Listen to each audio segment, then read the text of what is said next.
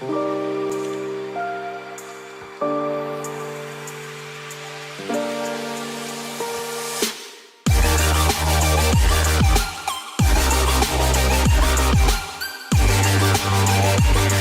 up, everybody? It's True Flocka back at it again with another Madden YouTube video. Recently, I did another video on the best abilities in the game, but I did switch to next gen, and I noticed the cater to abilities that every time I switch back and forth, I really do have to switch my abilities because one doesn't work on the other side and one dominates on the other side. As you guys know, defense isn't the best on next gen, but I do have the best abilities for you guys that I found to work the best on next gen and help me out in the slightest, because we all know there is no definite defense in next gen at all. But anyways, let's hop right into the vid. So when we take a look on the offensive side of the ball, nothing really changes for next gen. I really run exactly the same stuff. I run a lot of route tech. I have route tech on my Randy Moss. I've been trying that out. It's been really good. I don't know why I didn't have Michael Thomas activated there, but I have obviously tight end and apprentice on my Taysom Hill. I do run a same team if you guys have not noticed at all. And then I do have I am running Aaron Rodgers, so I do have like the gunslinger on him. Just normal abilities. There's nothing that really changes on offense. Honestly, the only thing I wouldn't use is like jukebox and everything. Those do not work on next gen at all.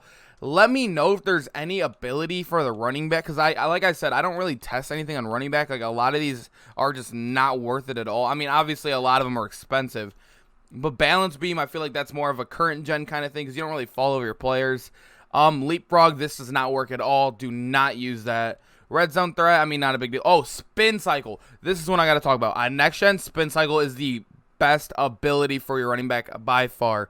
I played against a Saquon yesterday that had this, and in next gen, he was looking like 10 times faster than every single player every time he pressed B or circle on his controller. He literally would take off. That was the worst game of next gen I've ever played. Was against a toter with a Saquon that had spin cycle. I literally could not tackle him for under 5 yards. It was, my run D looked terrible. Spin cycle is the best ability for a running back in next gen. I promise you, it is 2 AP. I think it is 1 AP on I can't even think what they're called. I'm going to check it on Adrian Peterson. I can't, elusive back. I don't know why I just had a memory loss right there. Let's go check it on Adrian Peterson. Obviously, we can't even power him up right there. But I'm pretty sure it is 1 AP on them. I am almost positive, because I know jukebox is. If it's 2 AP on Alvin Kamara, it has to be 1 AP on an elusive back. That is when you guys might have to let me know in the comments, because I do not have the training right now for the Adrian Peterson to even test an ability. But anyways, like I said, that is the only ability I'd probably have on him, next to like Backfield Master or any of the catching abilities. Maybe you could use those. But besides that, for wide receiver, I mean, I guess the deep and elites work. I mean, you could use a lot of the elites. These work. These still do work in next gen, all of these elites. But I do use route technician. I feel like when you're a higher overall receiver, these elites don't really mean anything, because Randy Moss catches everything anyways. So there's no point in me wasting an AP on any of these. That's how I look at it. But grab and go, maybe on like a Tyreek Hill or Devin Hester, maybe. I wouldn't really use it. It doesn't really work in next gen. But like I said, none of these have worked. A lot of people have been using a recuperation. This is one that people will use on their running quarterbacks. I see this a lot on Michael Vick. Like every single game I see Michael Vick, recuperation is on there. Even in next gen, because the read option is fairly good in next gen, so a lot of people run it.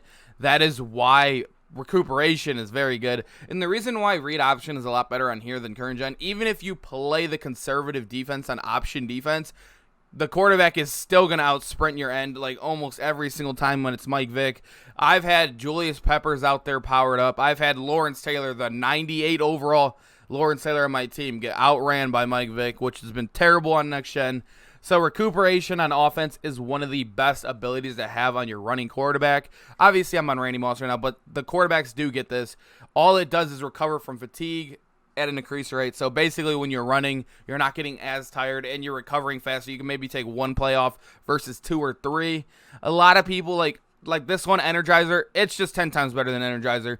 When this came out, like with the last update, this is throwing Energizer out of the door, and nobody should ever touch this ability, because this one, you don't have to do a skill move or anything. It just activates. This one, you have to do the most activate. A skill move with the quarterback, that is equal to a fumble, so it's not even worth it at all.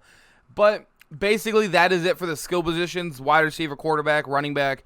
But when we look at line, I don't run anything right now because I haven't really been getting killed on my line in next gen. But the one thing, if you are going to use it, I said this in the last video, on your tackles, edge protector only. None of these other weird abilities, they do not work. They might work, but they don't activate as much as edge protector does. I mean, threat detector, you could use this. Maybe on your center, that's it. That's the only way I would use it.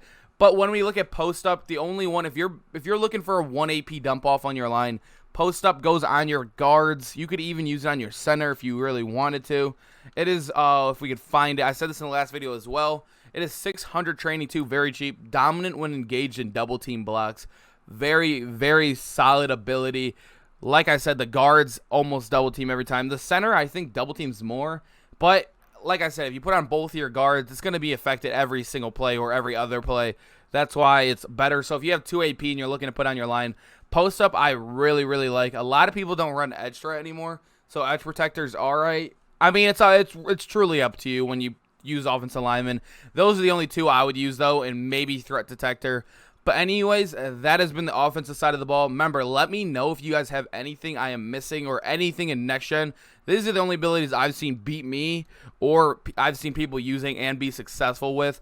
But anyways, let's head into the more tricky side of the ball, which is defense, where there's just everything's everywhere on here on next gen. Anyways, let's get into it. When we take a look at defense, a lot of it is very different from current gen. As you guys know, one step ahead is the meta on current gen. You'll see 3 of them. You'll see 4 of them. It is disgusting. Obviously, it is meta, so everyone's running it. Madden is about as meta as it gets right now. As you guys can see, every time something happens, every time a YouTube video comes out from a popular creator, or just you see a lot of people running it, it's a new meta, and it shifts all the time, especially with the new AP update. As you guys can see here, I do not run one step ahead at all because it does not work on next gen. It truly doesn't. Man defense does not work at all, because even if you do have 3 or 4 of them, you will still have your corners or your safeties on your players who cannot guard a soul for their lives. Obviously, I do have not the best safeties at all, but they still cannot guard. I've had Isaiah Simmons before. I do fully play next gen now. That is why Isaiah Simmons is off my team, because he is not good in next gen, because he's just not worth the coins compared to these guys. It's like, obviously he's better, but I am not going to pay an extra $600K for someone to not guard a man route just like Jeremy Chin can't. But the thing I was saying, these are the only abilities I would use on next gen. Mid-zone KO, everybody knows. There's a lot of videos out on this. There are a lot of people using this on current gen as well as with their one step aheads. So mid-zone KO is improved reaction and catch knockouts in mid-zones. This will get played even on your safeties. Even if your safety's playing high and they throw a slant or a 10-yard in route, you'll still see it light up, and Eddie Jackson will run to the ball a lot faster than normal. You'll see it light up every single time. It's basically to make him react. Well, it says that, improved reactions. It truly does work. It's not one of those abilities where you think it's terrible. And it is only 1 AP on your safeties, which is very clutch. And that honestly helped a lot too with my deep blues not working. So if I have it on my deep players, it does truly work. As you can see, Steve Atwater and Eddie Jackson usually play really deep for me. And then I also have it on my Malcolm Jenkins over here. He is just over here. I have no clue, because there was a certain reason I had to do that, because I wanted Jeremy Chin to play up top. That is the only reason why. I'm going to end up buying a new safety so I can put mid-zone KO up here, because Jeremy Chin and Taylor Mays do not get it. You do need a 90 zone to get mid-zone KO, so they don't get it. But anyways, I've been running edge threat a lot, and like I said, do not run edge threat. It is terrible even in next gen. It does not work. A lot of people run edge protector, and honestly, it's just not good. Like, okay, so if I were to do this right now, I would refund this. I would get double or nothing. And then also another ability that this has already been known, but it seems like it faded away. I honestly, in next gen, it's been insane for me. And don't use Edge Start Elite. I know it looks very tempting. I did this for my gameplay. We only had 2 sacks in the whole Lawrence Taylor video, and that's 5 AP. That's basically almost all of it. And then when you go down here, instant rebate. This is only 1 AP. You pair that with a 2 AP double or nothing. That equals 3 AP of an edge threat. And this, what this does is every time he gets by his defender or sheds, he gets another pass rush point. If you guys don't know what pass rush points are, the more you have, the better chance you have of shedding and getting those light up animations. That is why every time you shed, you're getting another one, which basically refunds every time you're using a point. I don't really like the point system, but you got to use it. But this does, like, it stacks with double or nothing. That is why it's so good. Only 3 AP for both of them. That is why I would use that over edge threat. Edge threat just seems to get negated a lot from edge protector, and also it just doesn't seem to dominate even when they're not using edge protector. It's not very consistent as it should be.